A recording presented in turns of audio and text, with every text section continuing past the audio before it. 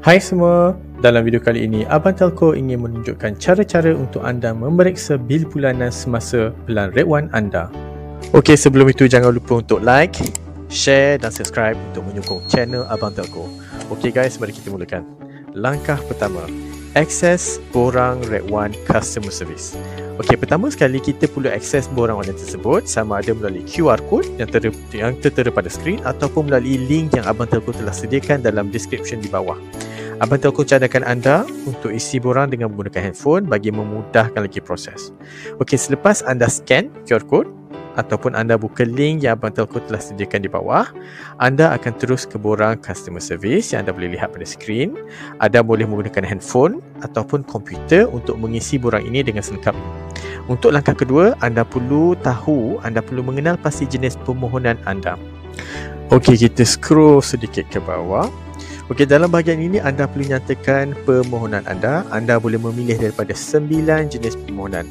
Permohonan pertama, General Enquiry. Ini kalau anda ada sebarang pertanyaan, kemusykilan, ada benda tak faham, tanya saja.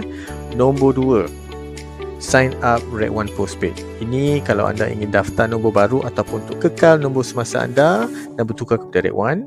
Ketiga, untuk upgrade ataupun downgrade plan semasa Red One anda. Keempat, untuk terminate line ataupun terminate account Red One anda.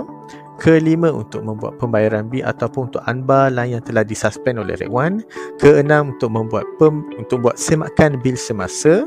Ketujuh, untuk buat penukaran nama tuan punya akaun Red One ataupun change account ownership. Kelapan, untuk upgrade subline ke master line. Dan kesembilan, terakhir sekali, untuk mendaftarkan diri anda sebagai ejen jualan Red One. Oh ya, okey, selepas kita dah go through 9 jenis permohonan tadi, jangan lupa untuk isi nama penuh, full name, nama penuh seperti di dalam MyCard IC, nombor MyCard anda juga untuk rujukan kami, dan jangan lupa untuk tekan save form link for future usage. Okey, ini penting supaya anda dapat rujuk semula borang ini di masa depan. Okey, untuk sesi kali ini kita akan belajar cara untuk anda memeriksa bil bulanan semasa anda. Jadi kita klik butang nombor 6 dan kita scroll ke bahagian nombor 6.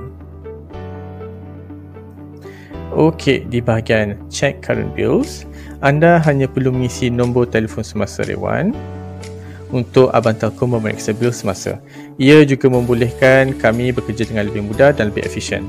Tim Abang Telco akan menghubungi anda semula dengan jumlah bil tertunggak. Anda juga akan ditanya sama ada ingin membuat bayaran secara sendiri ataupun melalui Abang Telco. Akhir sekali, kita scroll ke bahagian paling bawah dan kita tekan butang submit on WhatsApp. Okey, langkah terakhir sekali, hantar borang dan tunggu pengesahan. Okey, selepas anda menghantar borang melalui WhatsApp, borang anda akan diterima oleh tim Abang Telco. Tim Abang Telco akan buat proses permohonan anda secepat mungkin. Anda juga akan dimaklumkan melalui WhatsApp apabila permohonan anda telah diluluskan. Okey, setakat itu sahaja daripada Abang Telco untuk kali ini. Jika ada sebarang pertanyaan, sila tinggalkan komen di bawah. Jangan lupa untuk like, share dan subscribe channel Abang Telco untuk lebih banyak tips yang berguna di masa depan. Semoga bertemu dengan anda lagi di video-video yang akan datang. Okey, terima kasih guys.